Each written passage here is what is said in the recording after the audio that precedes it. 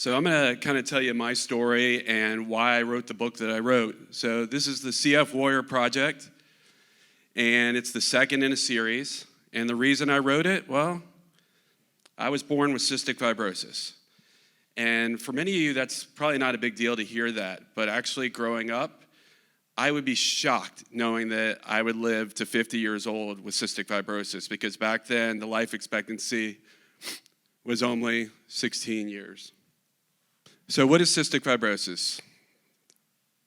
CF is a genetic lung disease. It also affects the digestive system, the lungs, the liver, the sinuses, kidneys, you name it, it affects it. Even sense of humor, as you'll learn throughout this speech.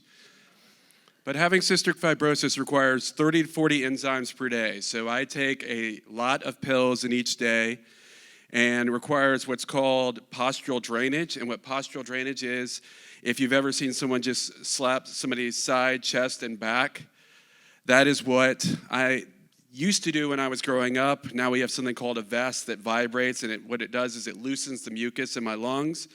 Funny story about this, when I was little, I went into my class one day and was talking about postural drainage with my teacher, and I said, my mom hits me every morning. She hits me all the time. And luckily, my mom forgave me for those calls back from the teacher. All right, cystic fibrosis. Like I said, CF was a death sentence when I was growing up. Life expectancy was 16 years. I was born in 1973. And before I was born, I had a sister, Wendy, who was born in 1970. And unfortunately, because of cystic fibrosis, she only lived 16 days. When I was growing up, there weren't even clinics for cystic fibrosis. There were no adult clinics. So if you imagine thinking, gee, can I live to be an adult when there actually wasn't even an adult clinic around? It was kind of it seemed pretty bleak. What my life is like with cystic fibrosis. Well, I have my blood drawn once or twice a year, sometimes up to 13 vials of blood, which I asked them at that point, you have more of my blood than I do. IV antibiotics when I get really sick, oral antibiotics when I'm kind of sick, exercising to stay strong, 2 hours of vest therapy. If you look at that middle picture, that's the current vest that I use. Also is good at Star Wars parties. I do that 2 hours. I take 40 pills a day, and you have to deal with the elephant in the room, which is the coughing that people with cystic fibrosis do. If you see that last picture, that's me on IV antibiotics. The white lie that led to the CF Warrior series. Growing up, there were no examples of people with cystic fibrosis that were living longer, that were living stronger, and we needed heroes. So my mom saw me in clinic one day. She saw how sick I was and how sad I was, and my mom saw me looking at this poster. I think it was Hulk Hogan, or it was a weightlifter of some sort. And my mom looked at me, and she said, you know, he has cystic fibrosis too, right? I'm like, no. She goes, yeah, he has cystic fibrosis. Me being gullible and being about 7 or 8 years old, I believed her. And it gave me something called hope. I will tell you this. I did learn later on that Hulk Hogan did not have cystic fibrosis. But I will tell you, Hulk Hogan has a lot of issues. I am so glad I just had the CF part of that thing. So CF Warrior Project Volume 2, like I said, part of a 2-part series thus far. And all the proceeds for this book go to cystic fibrosis charities. So for this book, we had several people endorse it. You may recognize a few of them. You got Celine Dion, singer. Joe Tessitore, who's an announcer, does a lot of the SEC games. Denny Crum, who unfortunately just passed away, but was a Hall of Fame coach for the University of Louisville. And Tennille Arts, who, for those of you who watch The Bachelor, she's done a few of the dancing scenes. Apparently, her song has had people dance. I don't know. Honey, you know that song, right? That show? My wife is here, by the way. She may not be for the next 2 minutes now. So let me tell you about some of the people that are in this book. What are CF Warriors? Here are just some of them. Everybody's got a different story with cystic fibrosis.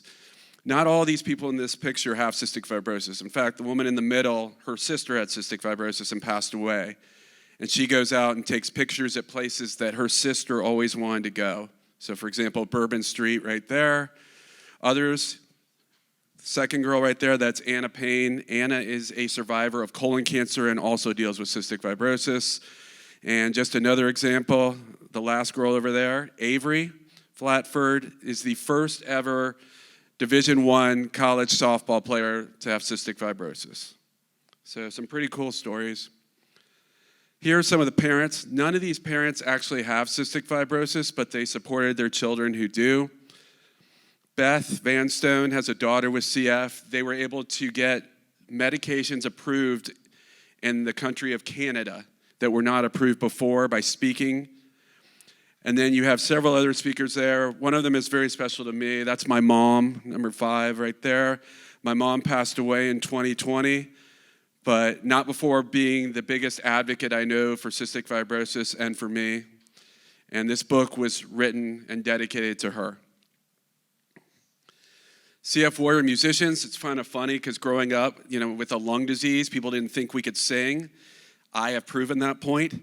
But these 3 all sing, all are professional singers. 2 of them were on American Idol, the first and the third. The second one, she's already had 2 transplants, and she is still singing and has even opened up for Willie Nelson.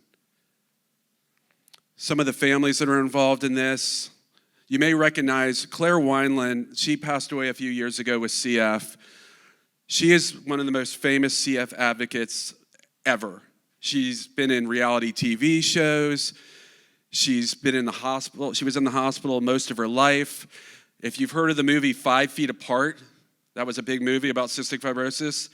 She was the one that movie was written for, basically. She was the one who saw the screen beforehand. She became friends with the director because he did a show and interviewed her and became such a big fan of hers that he wrote a blockbuster movie about her. Some of the celebrities, you might recognize Chipper Jones. That's Justin Baldoni. He's the director with Claire right there that did 5 Feet Apart. Colton Underwood, another The Bachelor.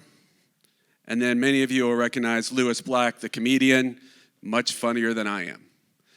Athletes. So we have several athletes with cystic fibrosis. The girl that's standing up there, they are dual surfing right there, and she is on top doing gymnastics routines. And she has cystic fibrosis. And all the others, hikers, runners. The first girl right there, Amber, was on American Ninja Warrior. The trailblazers. None of these people have cystic fibrosis. All of them have done something for the world of cystic fibrosis. So if you look at pictures 4 and 5, yes, I can count. I went to UGA. But pictures 4 and 5, those are both an Israeli doctor and an Israeli scientist with everything going on. I thought I'd spotlight them today. Not only are they a doctor and a scientist, they're married. So they live in Israel. Batsheva, the woman right there, she was actually one of the ones who figured out what the missing gene was, the CF gene, back in several years ago in 1989, August of 1989. And all these others, Bob Bell, picture 3, was the president and CEO of the CF Foundation for many years and came up with the idea for CFTR modulators, which have changed the game for people with cystic fibrosis. Parents. Now, when I was growing up, when you heard the word CF parent, it was because the parent had a child with cystic fibrosis. Well, not anymore. All 4 of these people not only have cystic fibrosis. The first one is Stacy. She has CF. The other 3 all have cystic fibrosis. One of them has cystic fibrosis, at least in each group. They all have children. It's pretty amazing. Warriors aren't just living, they're living longer. So all these people are either 65 or above and living with cystic fibrosis. That last one, Terry, he was diagnosed at the age of 57. If you can imagine that. This is a genetic disease. You're born with it. But they couldn't diagnose him with it till he was 57. Reason being, he's African American. And they're like, there just aren't many African Americans with CF. And I'm like, there aren't many people with CF that have the sense of humor that I do. But you checked. More than a book. Profits for the CF Warrior Project Foundation, as we said, go to the CF charities. We've raised about $5 million to benefit the CF Foundation and other charities. Our goal is to make CF stand for Cure Found. I want to tell you a quick second about what Trikafta is. Trikafta is another one of those CFTR modulators that I got on in 2019. Before Trikafta, I would go run a few miles. I coughed about 20 times. I was going to the bathroom. I couldn't do it. I hope nobody just ate lunch. But I had lots of mucus. It was really hard for me to breathe. Since I've been on Trikafta, I barely cough anymore. It's crazy. In the time of COVID, I'm not coughing, thank goodness, because I remember when I was coughing, I was always worried where people were looking at me. Couldn't even imagine doing it in the world of COVID, but now my lung function has gone from 81 percentile up to about 95 percentile, thanks to Trikafta. As you can see, there's the 81 to 95. What that means is FEV1 is the first second in which you blow out air. You do a lung function test. And so I have more energy than I've ever had before. I cough far less than I ever coughed before. It's been a game changer in so many ways. So we were talking about median life expectancy. When I was born, it was 16. I read an encyclopedia when I was a little kid that people with cystic fibrosis are not supposed to live to the age of 25. Imagine being about 9 or 10 years old and reading that you're at your midlife crisis. I got in my big wheel and I just rode all around. I'm like, I'm going to look good today. But imagine that, 25 years old, that's how long I was going to live. You can laugh, it's more funny now than it was then. But today, the life expectancy, it was just announced, has been raised to 56 years, which is really cool, except every time I seem to get to the life expectancy, they increase it. It's almost kind of like a joke gone wrong. So, however, my life isn't about statistics. It's about something far, far more important. It's about hope. And this past September, I turned 50.